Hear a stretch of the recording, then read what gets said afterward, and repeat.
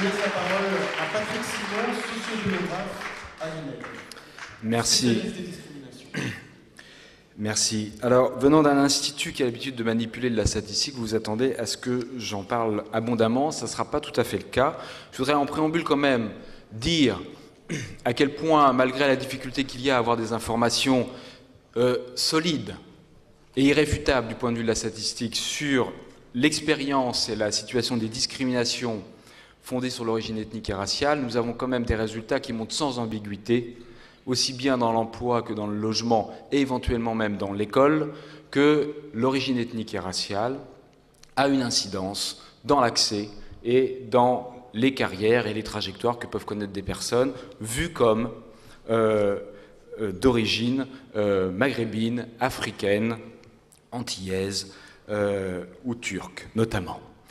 Ces informations-là, on ne les a pas pour les Noirs, vous l'avez compris, et ce que je voudrais discuter ici, c'est la question de la représentation des minorités. Alors, une question vertigineuse, importante, au centre des débats et de l'activité du CRAN notamment, qui articule trois niveaux. Un premier niveau qui est le niveau politique, et c'est celui qui est abordé à plusieurs reprises ce matin, la question du porte-parole, la représentation au sens de rendre compte et porter et les intérêts et les demandes des électeurs ou des citoyens représentés. Et ici, la question de la représentation des Noirs se pose au premier plan. Mais c'est aussi une question symbolique et sociale, la reconnaissance, la représentation comme reconnaissance, la visibilité dans tous les domaines de la vie sociale. Et c'est un troisième répertoire qui peut être mobilisé, celui de la statistique, qui vient résumer tout ça, puisque la statistique représente la composition des populations et des sociétés.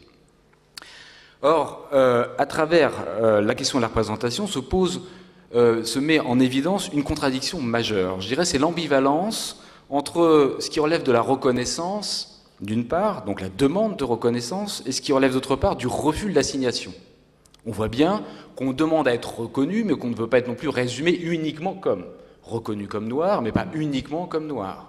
Reconnu comme femme, mais pas uniquement comme femme, et ainsi de suite. Et donc cette ambivalence, qui est aussi une contradiction, est au cœur du dilemme français. Comment faire pour prendre en compte les traces, volontaires ou involontaires, que nous laissons tous sur ce que nous sommes, et le fait de ne pas être enfermés dans ces traces?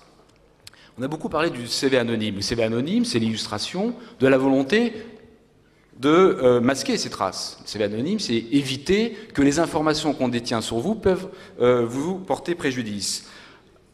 C'est une démarche intéressante. Le problème qui a été relevé dans les critiques qui lui ont été adressées, c'est qu'il y a une inégalité sur la possibilité d'effacer les traces. Tout le monde n'a pas la possibilité de se cacher, de se masquer, de rentrer dans le placard. À un moment donné, on est vu comme, et dans le cas des Noirs, il me semble qu'on est au cœur de cette difficulté qu'il y a à passer pour autre chose que la façon dont les autres vous voient. Alors, la traduction de cette expérience personnelle d'une identification dans la statistique a fait débat, et ça a été évoqué par Johann Savo-de-Bauge, débat dans le sens où, dans la tradition française, l'enregistrement des origines ethniques raciales pose problème, parce qu'elle est identifiée aussi comme un moyen d'enfermer les individus dans des identités, voire même de les discriminer à travers cette identification dans la statistique. Je relèverai dans les critiques qui sont adressées à la construction de statistiques dites ethniques et raciales trois arguments. Et je voudrais les discuter avec vous très brièvement. Le premier argument, c'est un argument que je pourrais appeler du juridisme. C'est l'argument constitutionnel. Le préambule dit « nulle distinction ne sera faite sur le sexe, la race ou l'ethnie, la religion, et ainsi de suite ». Alors, cet argument-là est un peu spécieux. Pourquoi? D'abord parce que la Constitution dit qu'il ne sera fait aucune distinction dans la loi et par la loi. Non pas, évidemment, dans les lunettes que sont les statistiques pour regarder le corps social. À tel titre que les statistiques sur le sexe existent depuis toujours et qu'elles n'ont jamais été considérées comme un argument ou comme un élément de discrimination en tant que tel, voire même elles ont été utilisées pour mettre en évidence les effets des inégalités portant sur le sexe. Le préambule de la Constitution a dû être modifié non pas pour produire des statistiques sur le sexe, mais pour produire des dispositions à travers la loi sur la parité qui visaient à prendre en compte le sexe dans la loi. Et on est bien là, dans l'objectif de la Constitution. Donc cet argument-là me semble à écarter.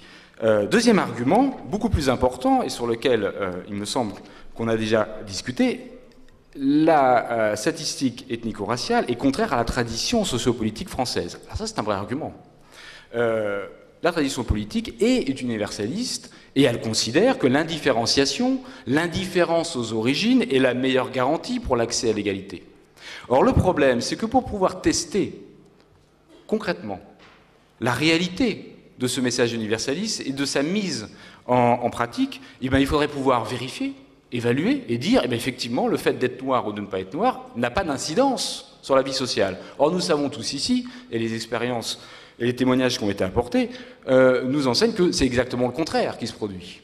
Or, nous sommes face à cette difficulté qui est que le modèle universaliste, dans sa conception, finit par, dans son fonctionnement, par produire exactement les situations qu'il prétendait empêcher. Et c'est aujourd'hui cet argument-là central, celui de l'égalité devant la loi, qui n'est pas mis en pratique par la difficulté qu'il y a à saisir les pratiques sociales et à empêcher que ces pratiques sociales portent préjudice aux personnes à raison de leur origine ethnique et raciale. Troisième argument, et là, probablement un argument qui fait l'objet d'un compromis, qui devra faire l'objet d'un compromis, c'est celui du danger. Évidemment, produire des statistiques ethniques et raciales ouvre à un danger. Danger de visibilité, renforcé, au-delà de la relation sociale quotidienne. Alors on a parlé ethnicisation, racialisation, c'est la prise en compte de lunettes qui vont amplifier notre vision du monde social et substituer parfois des lectures qui étaient fondées sur les inégalités sociales en lectures portées vers les inégalités raciales ou ethniques. Eh bien, cet élément-là est indécidable. Aujourd'hui, on ne peut pas décider que le danger est suffisamment important pour qu'on fasse la stratégie de ne pas identifier, ou au contraire, que la réalité de discrimination est telle aujourd'hui qu'il vaut le coup et il est important de franchir le Rubicon et de construire ces éléments d'analyse et d'observation du corps social qui nous seraient nécessaires pour agir sur la discrimination. C'est indécidable sans un débat public et sans qu'il y ait tous les éléments en main pour la représentation publique d'autre part, pour les associations dont vous faites partie, et il me semble que c'est là, aujourd'hui, le chantier qui est ouvert et sur lequel vous êtes attelés.